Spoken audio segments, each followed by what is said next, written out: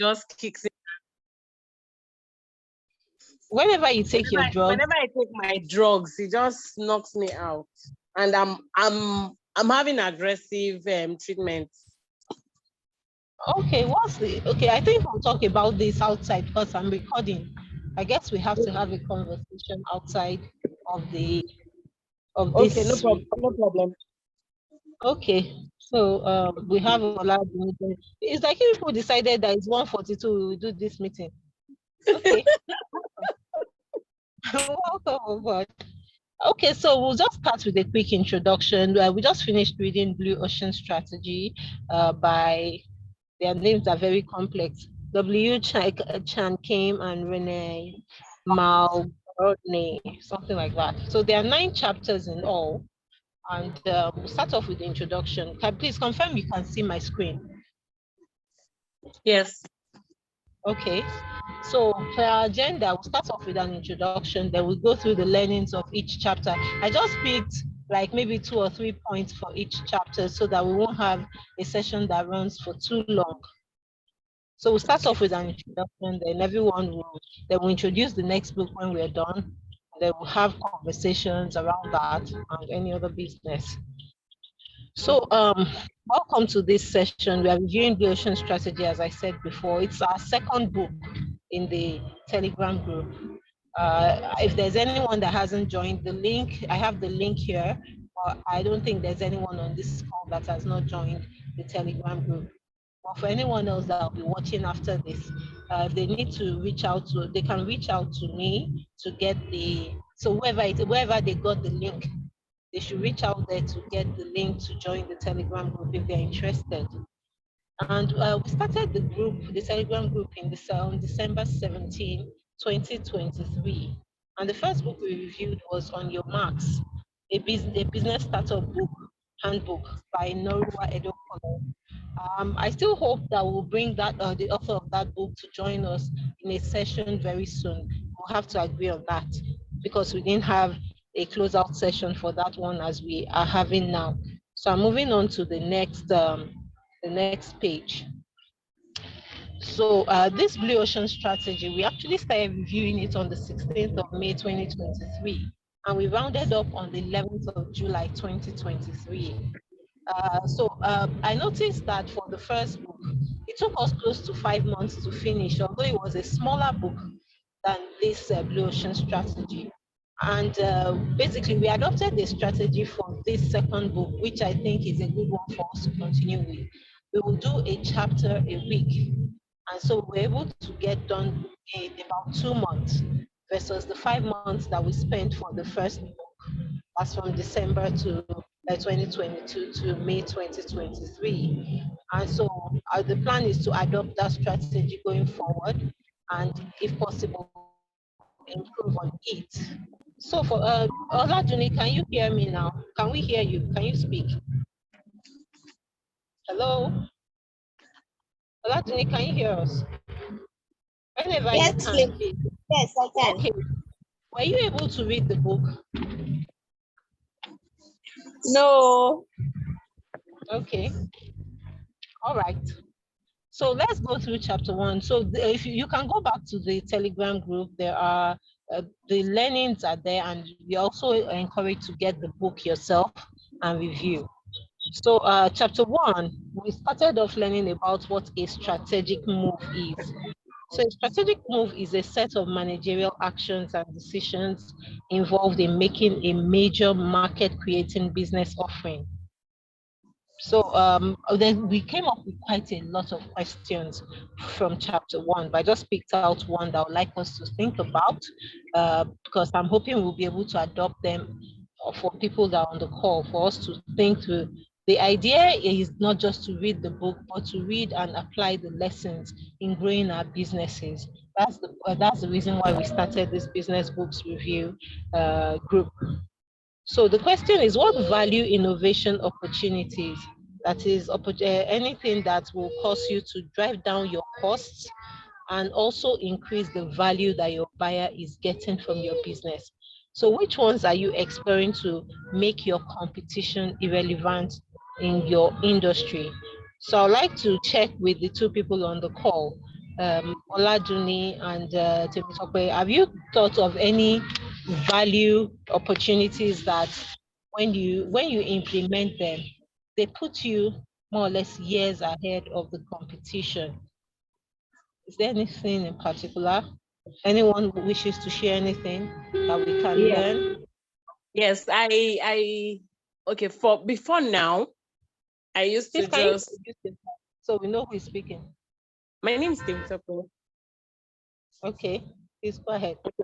Before now, I used to just, okay, I'm into interior, just beddings and all. So before now, when I make my beddings, I just package them and deliver. But now I have how do I put these words now? I have made them mine, like identified with them fully by making labels. Okay. So for every item that comes from me or from Asha's Interior, that's the name of my business. For every item that comes from Asha's Interior, there's a tag. There's a label that indicates that this is exclusively made by Asha's Interior. And the last set of orders, it was a big one it was a contract from a company. I had returning customers from that particular contract. Congratulations. Yes, so and I noticed that it came from the labeling. Okay, that's fantastic. But I have a question for you. By putting your tagging or labels, does that make your competition irrelevant? Okay, not totally, because they also can pick up something like that and try to do the same. But when it comes to as per that particular contract I had, it totally killed the competition in that company because they made me the sole contractor with them. Okay, so do you think it was the tagging or labeling that gave you that advantage? Yes, because for many of them, they know when they see something without even seeing the label or the tag, they know this is from this person. Just by looking at it, the way it's done, they know it's from this person. But many of them don't know, they don't remember the name, probably because somebody else helped them to buy, or they just send someone, I need stuff, and the person comes to me to make the purchase. But putting a name and a tag to the particular purchase keeps me on their mind, and then it makes them want to rule out every other competition that I may have with them. And that was what helped me in the business with that particular contract. Okay, because the reason why I'm asking these questions is that we also want to check those are strategic moves to be sure if they're taking us into blue oceans or if they're keeping us. So we have blue oceans and we have red oceans. The red ocean, basically you're doing business the way the business has always been done. And so I want us to really interrogate that your idea to see if it was truly a blue ocean or a blue ocean strategy. You stay in the competing properly in the way. So the idea of blue ocean versus red ocean is that the sharks are in the red ocean. The sharks are in the red ocean. 07. Apologies, just a bit of time. 07. No problem. 45. 91. A bank. Amount again. Okay.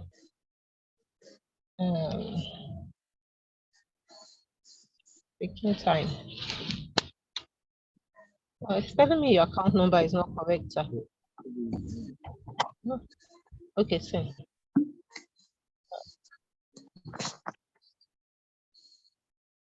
Okay. All right.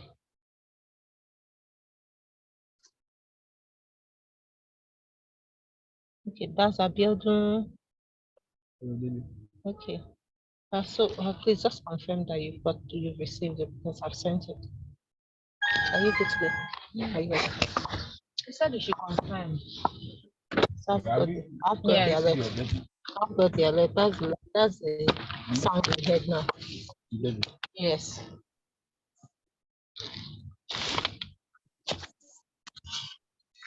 Thank you.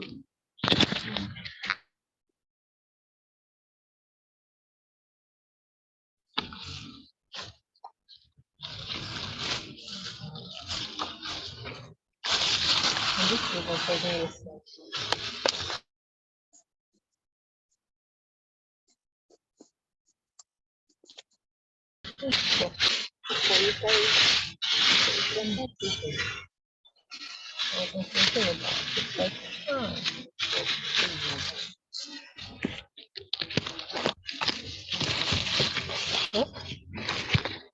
beautiful. You called me with the number. Remember? The last number you called. Hello. Okay, yeah. So are we back? I'm back. I'm back. Okay. Okay, please continue. Apologies. I was ending my call and paying. Okay, so are we done? Okay, yes. So I was talking about blue oceans and red oceans. So in the blue ocean, it's a fresh place. What is it? Okay, we have to pass our bags.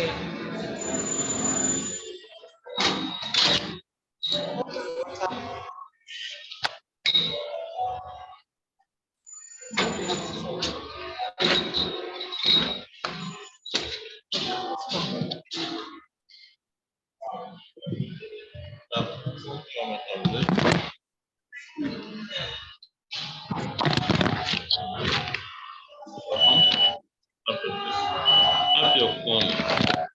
Okay. Just take your body inside. After that, just put them on place.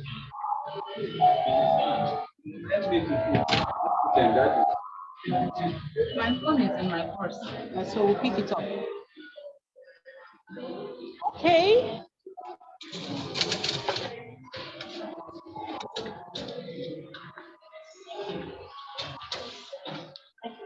So we have to find somewhere to sit. You can sit there.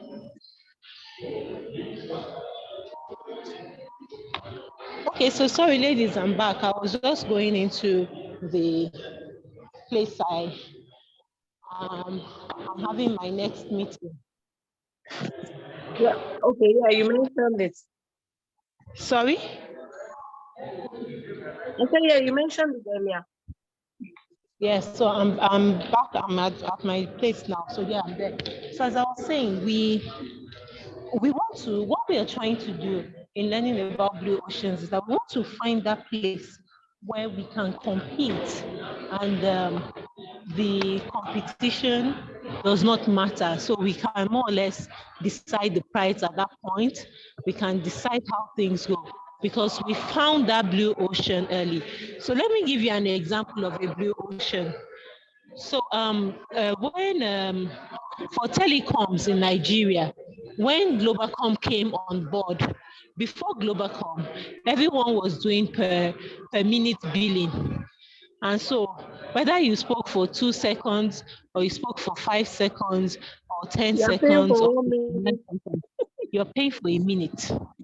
So everyone was the customers were not happy with that, but there was nothing else. So all the other entrants came and they were looking for how to compete within the per minute what do you call it, constraint. Per minute curve. Yeah. But then Globacom came and they questioned that per minute billing constraint. and they came up with the per second billing. And with per second billing, we probably were eventually paying more for a minute if we eventually had to pay for a minute. But we were happy to go to a provider that was able to give us the ability to pay per second. So the per second billing concept was a blue ocean strategy. It brought customers to Globacom, and it took the other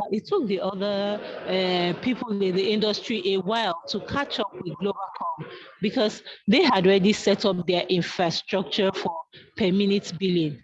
Globacom had a bit of a lead time to get to and run through with the per second, and they got a good number of the market share because of that strategy. So I'm asking us to look for strategies like that within our industry. What are those things that we can do that will make the competition irrelevant? Because we have like when you're running a race, you have gone so far, they can't catch up with you. It needs to take them a lot. So I want us to compare that with the idea of tagging your business or labeling. How is it really a blue ocean strategy, or is it that you are just learning to compete better in the red ocean? So that's the question.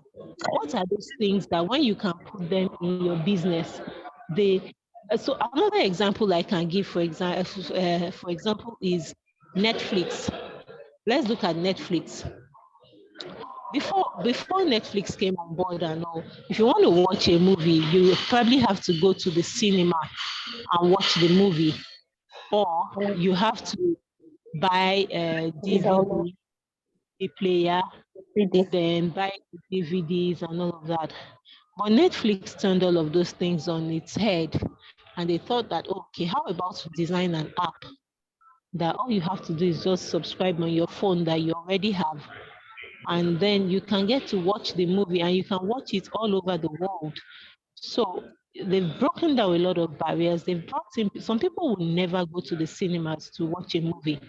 They will never. But now that Netflix has come, they don't have to go out of their comfort zone to to watch a movie.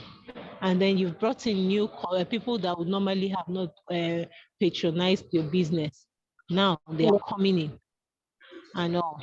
And so what the authors of the book are saying is that these strategies, there's a systematic way of identifying those things, those steps that you can take in your business that would open up new frontiers of business to you as a business owner.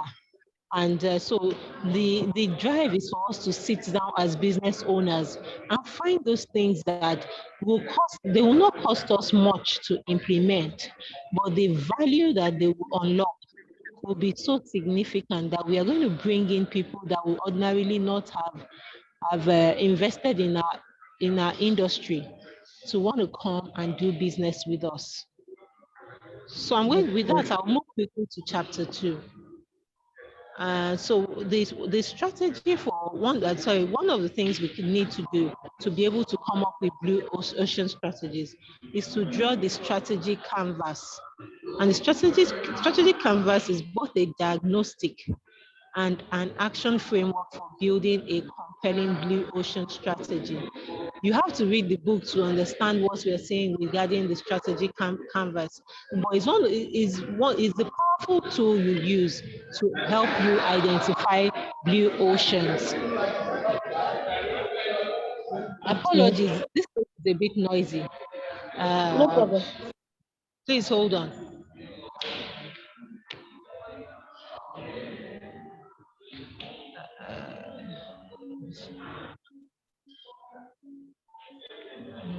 Okay.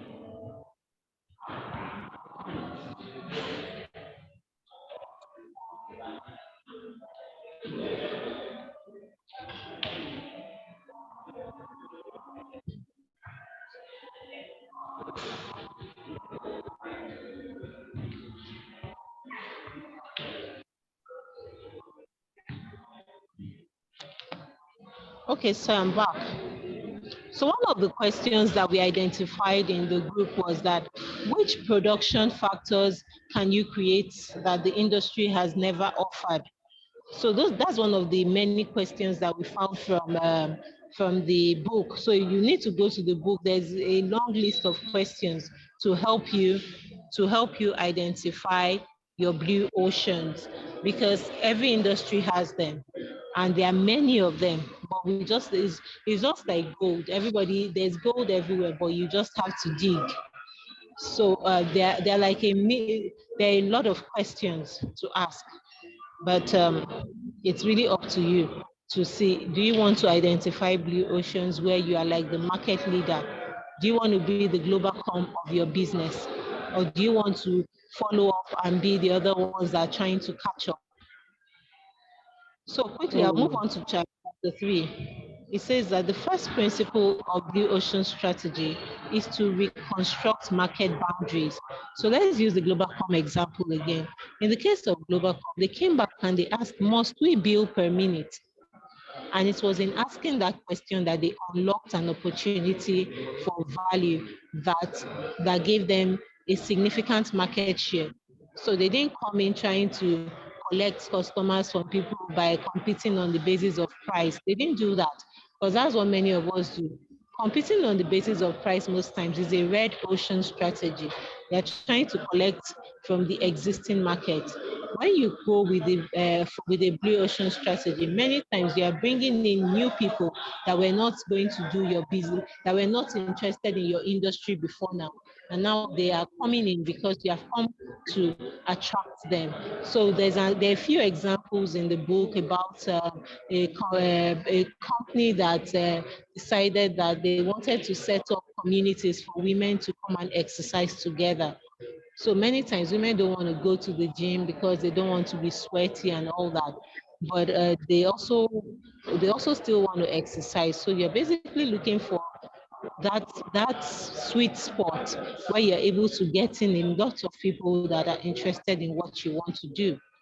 So one question you have to ask is, have you defined the total solution that buyers seek when they choose your products and services?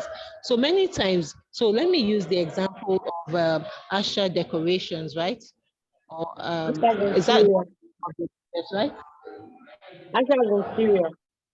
Asha Interiors. So when your customers come to do business with you, what are they really seeking? Why do they come to you? Okay, for one, when I started the business, I made up my mind I was going to go after quality, regardless of the price. And those who know quality know that quality does not come cheap. So I decided I was going to go after quality. And that was it. So when your customers come, they come to you for quality what? Basically, I started with just beddings, only bedding. Or as time went on, I added curtains, wallpapers, window blinds. I do souvenirs and all that. So for when I started, it was basically I didn't think far. It was just beddings and everything around it. I also make bean bags and cope with them, with throw pillows, everything pillows. So it was just the beddings. I looked into the market. I was like, okay, people like things that are flashy. People like they like it not expensive. And considering what the economy was saying at the time, it wasn't as bad as what it is now. Considering what it was then, I was like, okay, let it not be too expensive. Let it be in between what the majority are running after and what superiorness, let me put it that way now, that I can offer.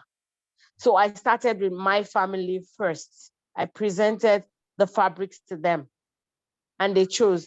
And within 1 week, let's say within 2 weeks, I got feedback from all of my siblings. And what they told me was, if you keep buying this kind of fabrics, in no time your customers will run and nobody will come back to you. So I made up my mind that I was going to stick with quality. So it made me delve into knowing thread counts, knowing more about delivering quality, and knowing more about the quality cotton fabrics that are available to the Nigerian market. Even though I've not gotten to the point of, oh, I'm going big, getting a store and all that, because I work from home. Even though I've not gotten to that level, but I have a lot of returning customers, and majority of them are companies. And that's because of the polished quality cotton that I put out to them. So I stuck with pure polish. And that was my defining factor. Can you hear me? I'm here. Okay, so Oladuni, are you still there? I'd like to ask you. Yes, I'm here. Okay, I'm so here. have you defined the total solution that your customers are looking for when they choose your product?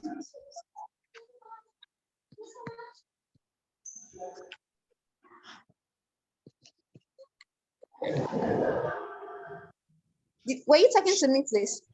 Yes, Oladuni.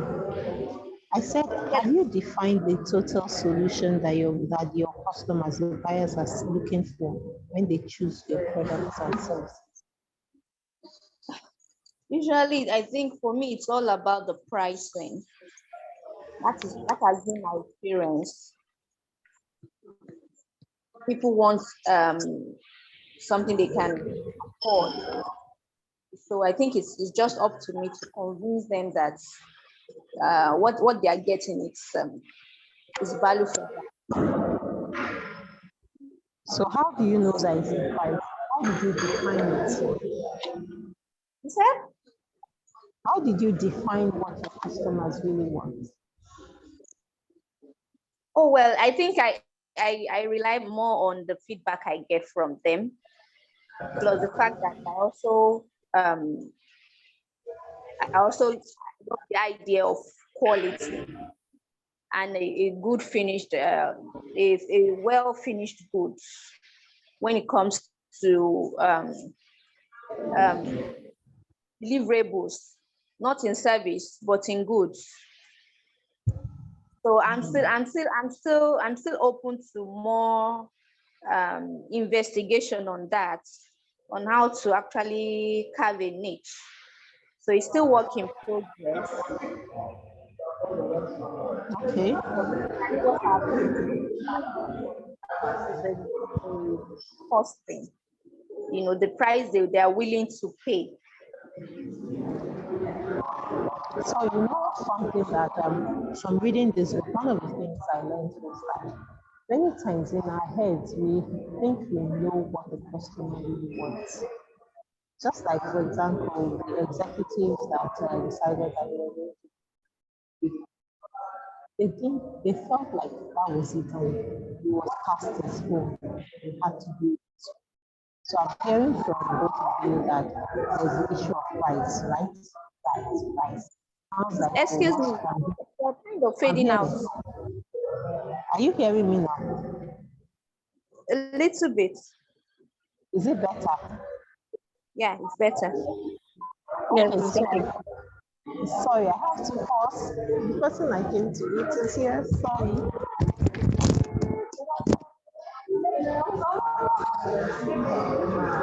Let me see your music. Hello, sis. Good afternoon. How are you? Nice to meet you. Yes, happy.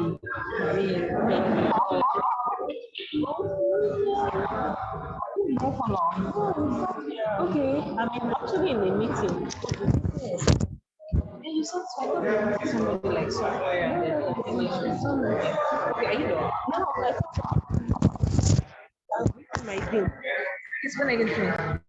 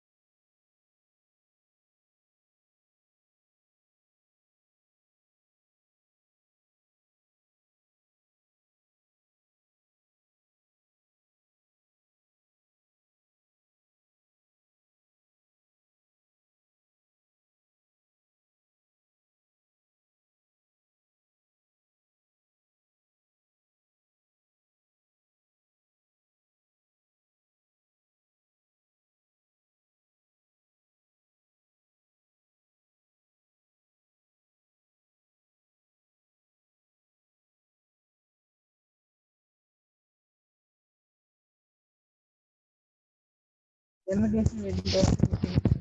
ladies. Sorry, I'm back. We'll have to reschedule this session.